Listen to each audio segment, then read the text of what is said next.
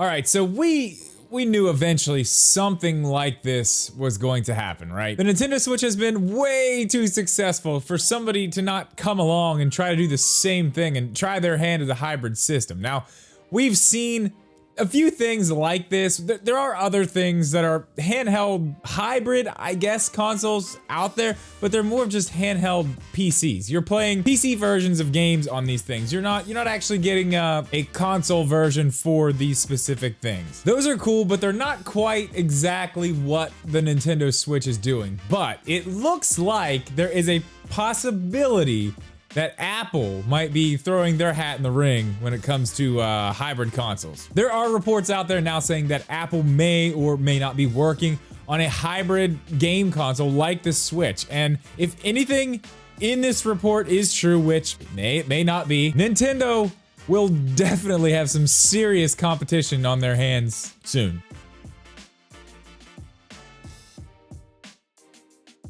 What's up, guys? Welcome back, or welcome in for the first time. If you are new here, I just want to let you know we do have a podcast on this channel now, 9:30 Eastern time. It is on Friday nights, and last Friday we actually discussed this rumor regarding Apple, trying their hand at this whole console thing. And I, for one, I hope this happens. But before we jump into all this, like I said, podcast on this channel, 9:30 every Friday. And if you miss it live, you can actually go over to our second channel, which will be linked down in the description. All of the podcasts live there, along with a lot of really cool stuff to come. All right, so Nintendo Life has published this article, and I will also link that down below, saying that there are rumors out there and some people saying that Apple is working on a hybrid console to compete directly with the Switch. Now, some of you know, real quick history lesson here, Apple has already tried this once with the Pippin back in the 90s. They teamed up with Bandai to try to get their foot in the door in the gaming industry, and it was a massive flop. Now, since then, the company has come a long way, obviously. They are literally a completely different company than they were back then. So they've come a long way, and they haven't really jumped completely back into the gaming space, but they do have Apple Arcade. And I have to say, for $5, I'm pretty sure it's still $5, there's a decent amount of stuff on there. It's not terrible. Now, it works on your phone, your iPad. I have an Apple TV hooked up to this TV right here, and I can hook a controller up to my Apple TV and use it like a console. It's got a decent amount of stuff on there. Again, not the greatest, but for $5, it's good. The Pippin was a failure, obviously. But if this report is to be believed, it looks like they are coming back. They are working on something right now that is going to be a hybrid system. It's going to be a handheld console that also will dock to the TV. But what they're talking about here in this report would not only stand toe-to-toe with the Switch, but I think would actually probably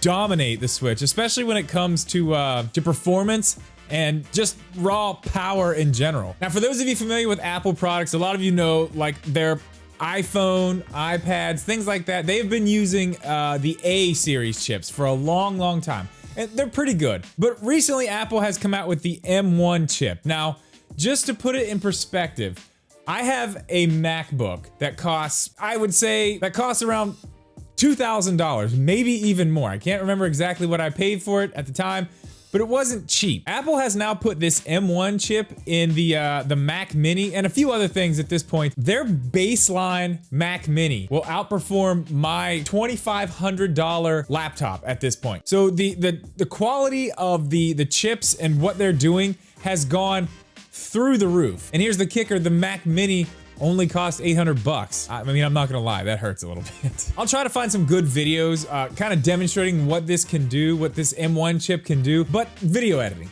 It takes a ton of processing power to be able to edit videos on my laptop. It slows the thing down. The fan is going crazy, but you can see videos of people doing twice the workload what I'm doing, editing 4K footage, watching video, doing all kinds of different stuff at the same time. And that little $800 Mac Mini, the fans don't even kick on. It is really amazing what they've done with the M1 chip. And now you might be saying, well, they're not gonna be able to put the M1 chip in something like a gaming console. It's not gonna work. And from the report, it actually looks like something else would be going in this thing if this is true. But the M1 chip, again, if you follow Apple, was just announced to be going in the new 2021 iPad Pro. I don't know if you've seen an iPad Pro, but they're they're thin. They're thinner than the Switch. They're very small. Obviously, you know, you would think maybe battery life would be a concern, but it looks like they've got all that figured out. The power consumption for these chips is just, it's really just not an issue. The point I'm trying to make here is the M series chips are fantastic, and it looks like they have a few more coming out. Later this year, we're probably gonna be seeing their new MacBook Pro, which is going to have an M1 Plus or M1S or M2 chip in it, something like that. Now, from the rumors, it looks like something along those lines is what would be going in this hybrid console, but another part of this article says that it may not be any of those things. It may be something completely different, custom made for a game console, which I think this is fantastic. Like, don't get me wrong, I love the Switch. I love Nintendo. You know, The Legend of Zelda is my favorite franchise of all time, and you're not gonna get that anywhere but Nintendo. But the idea of a handheld hybrid console with the power of something that you can get from this M1 chip or MX chip or M1X, whatever it's called, something like that is very enticing to me. And it's kind of the one thing that I kind of just that one thing that I wish the Switch had, just more power. And yes, we may be getting more power with the revised Switch, but I don't think it's gonna be anything close to that. And honestly, I don't even know if when we see the Switch 2, if it would have power like this. But then that brings up a whole nother conversation. Like, we know Apple products, they aren't cheap. What would they charge for something like this? Would they try to keep it around $300-400 and actually try to compete with, you know, the Xbox, PlayStation, Nintendo? Or would they do something crazy and just make it, you know, like an $800 system, which I would hope not. I think that would probably be a death sentence for the console as soon as it came out, but who knows? It's Apple. People would probably buy it. I would probably buy it. But something else that I was thinking about earlier today is, could you imagine what the special edition of a console like that would cost? Just for reference, Apple does a lot of stuff with Hermes, which is it's a very expensive designer company. I don't know a ton about them, but if you've seen the new AirTags, the new Apple AirTags, they're kind of like tiles. You know, you can put them in key rings and put them on your keys. If your keys are lost, they'll show up on a GPS map. They make noise so you can find your keys.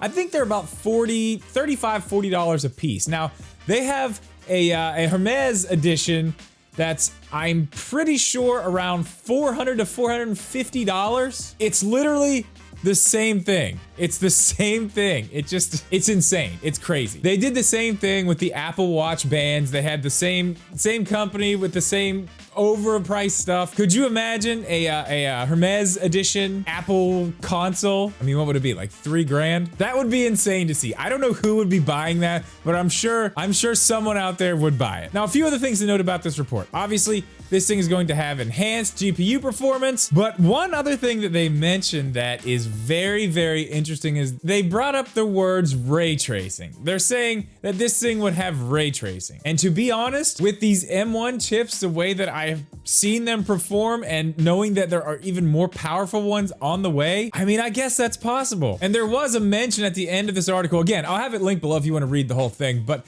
there was a mention at the end of this article that Ubisoft is involved in this in some way already as well. Now, as cool as all of this is, I do have to mention the end of this article also says that places like TechRadar are squashing this rumor, saying there's no way this is true, it's not happening. And as it says in the article, those people know a lot more about this type of stuff than I do, than like Nintendo Life does. But I still think this is a possibility. I don't see why they wouldn't. Apple is a company that we're going to see more and more things from Apple like this in the future. Again, we talked about this on the podcast the other night, but actual TVs, not just little boxes, actual Apple TVs. Jeep thinks Apple is going to have a car, which I wouldn't rule it out. So I don't think something like this is all that crazy to think about. Now, it is a rumor. As far as I can tell, there is no hard evidence to suggest one way or the other, but it is something fun to think about, and I wanted to make a video on it and kind of open up the discussion in the comments. Now, I'm sure this is a long way off if it even is a real thing, but I want to know, if Apple put out a hybrid device, would you buy it? And for those of you that say no, I have another question for you. Do you have an iPhone, or are you an Android person? Let me know down in the comments below, guys, but that is gonna do it for this one. As always, thank you so much for watching. Please leave a like on this video. Make sure you are subscribed. We'll see you in the next one.